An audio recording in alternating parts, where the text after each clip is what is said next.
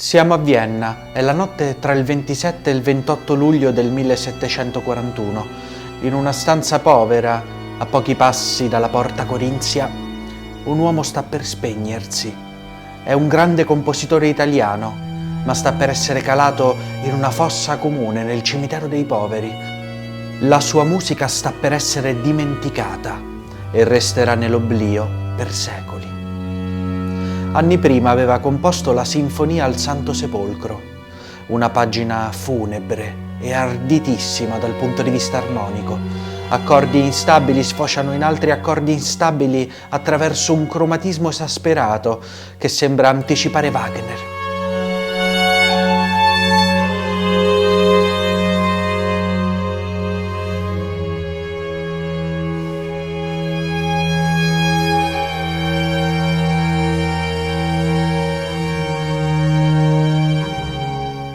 Prolungando la tensione attraverso l'uso di ritardi e sospensioni, Vivaldi ci trasporta in un viaggio armonico infinito, privo di rassicurazioni, che descrive perfettamente il vuoto della sua dipartita in solitudine.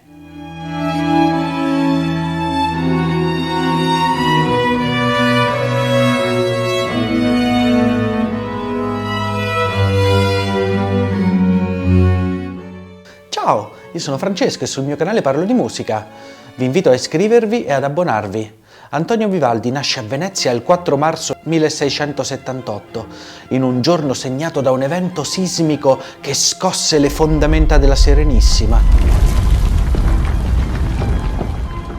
Era il presagio del terremoto musicale con cui il prete rosso avrebbe scardinato le vecchie strutture del barocco, imponendo un nuovo ordine ritmico e armonico, capace di scuotere l'Europa intera. Suo padre, Giovanni Battista, era un violinista di spicco della Cappella Ducale di San Marco. Lo chiamavano Rossino o Rossetto, per il colore dei capelli che poi avrebbe passato al figlio. I due Vivaldi erano visti come un'unica forza della natura. In una guida per forestieri del 1706 vengono citati insieme come i migliori violinisti della città. Tra i migliori che suonano il violino sono Giovan Battista Vivaldi e suo figliuolo prete. Vivaldi è popolare ancora oggi proprio perché sa rendere la musica incredibilmente pop e per riuscirci sfrutta l'espediente pop per antonomasia, il ritornello. Prima di Vivaldi la musica strumentale stava cercando la sua forma. A Bologna alla fine del Seicento Giuseppe Torelli fu il primo a introdurre il ritornello nei suoi concerti.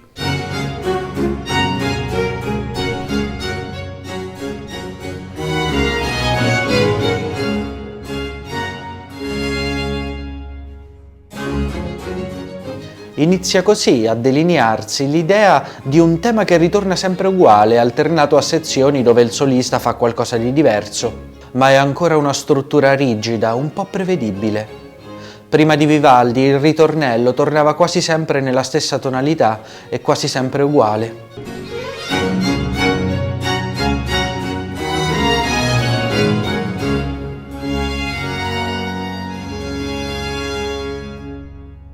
Vivaldi varia il ritornello, lo frammenta e lo declina in tonalità diverse. Con Vivaldi comincia a delinearsi l'idea della musica strumentale come viaggio emotivo, come racconto. Il tema ritornello della primavera si presenta prima in un luminoso Mi maggiore.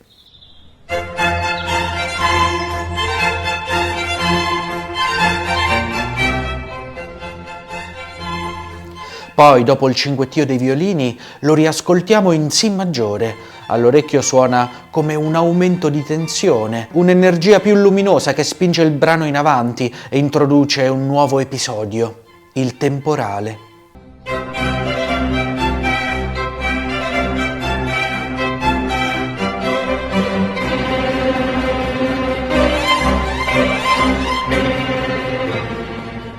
A questo punto, dopo la violenza del temporale, riascoltiamo il ritornello, ma in do diesis minore, in una versione fosca e oscura che comunica quasi un senso di spavento.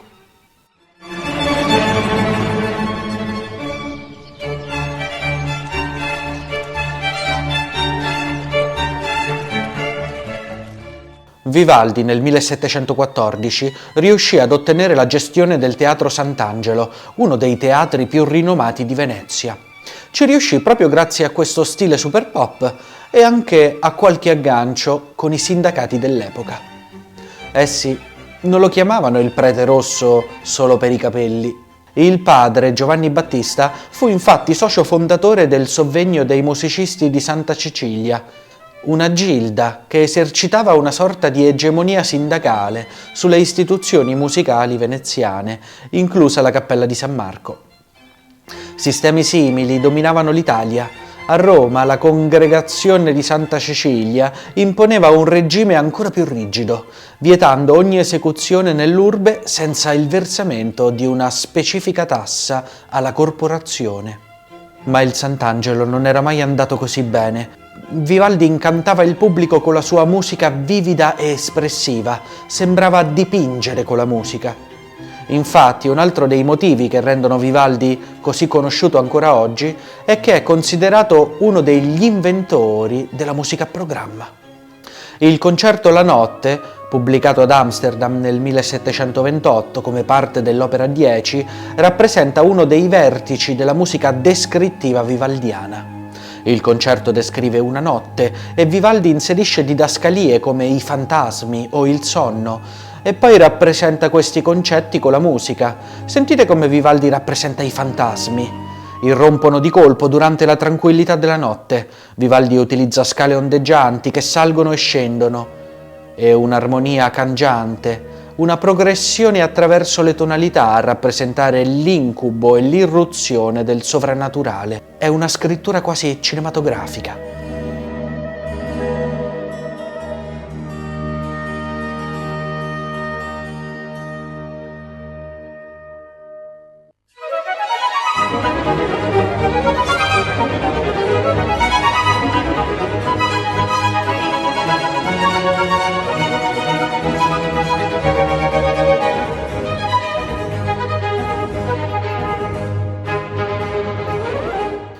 Al tempo i teatri come il Sant'Angelo non erano come ve li immaginate.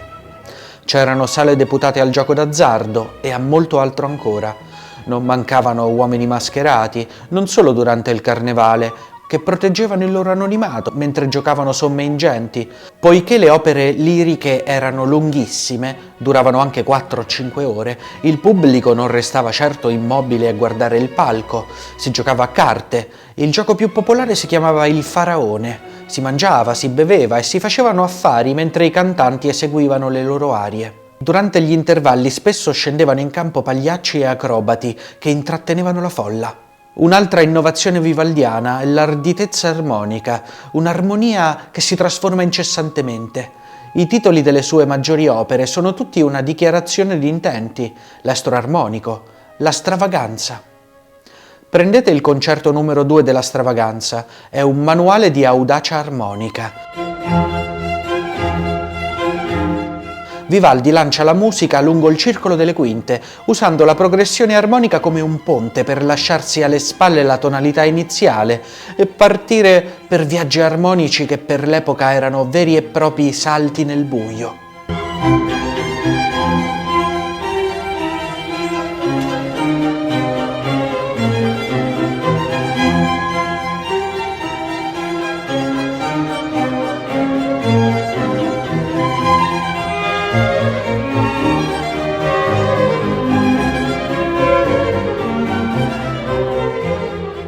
Scivolare lungo il circolo delle quinte in questo modo significa avere una visione precisa della tonalità moderna.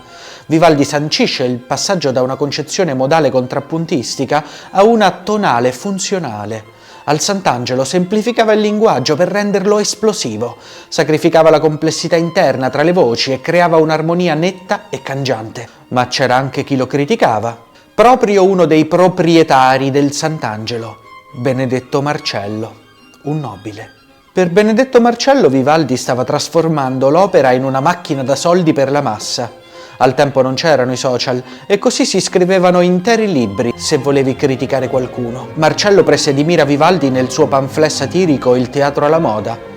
In copertina il compositore è sbeffeggiato, c'è un angioletto con il cappello da prete che suona il violino. chiaro riferimento al Sant'Angelo, insieme ad altri personaggi del tempo, e compare anche il celebre anagramma del nome Vivaldi, al di viva. Marcello non capiva le innovazioni vivaldiane. Raccolte di concerti come la Stravaganza o l'Estro Armonico resero famoso Vivaldi in tutta Europa. Bach studiava con ammirazione le sue partiture, trascrivendo nei concerti per clavicembalo o organo, così da interiorizzare quella logica formale. Ascoltate il sesto della Stravaganza.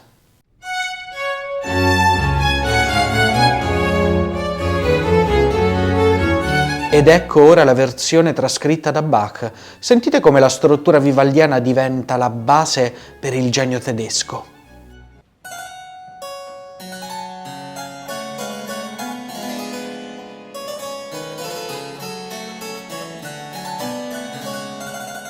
Vivaldi è morto in povertà e la sua musica è stata dimenticata per secoli.